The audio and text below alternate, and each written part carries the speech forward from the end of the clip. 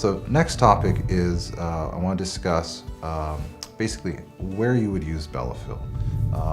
And the simple answer to that question is essentially anywhere but the lips. I use it throughout the face, especially in the mid-face area, which includes below the eyes, the upper cheeks, all the way into the temporal area. And then I will supplement treating that area often with also treating the nasolabial fold and the marionette line. All of those areas lose volume as we age. So over time, we really want to replace the volume throughout all of those areas. We don't have to do it all at once. It can be done in several stages.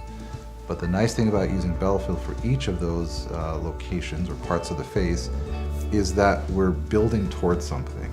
Over years, we can really keep up with the volume loss and not have to keep going back into the same space and kind of repeating that one treatment. So it allows us to really provide a comprehensive rejuvenation over time and keep pace with your changing needs over time.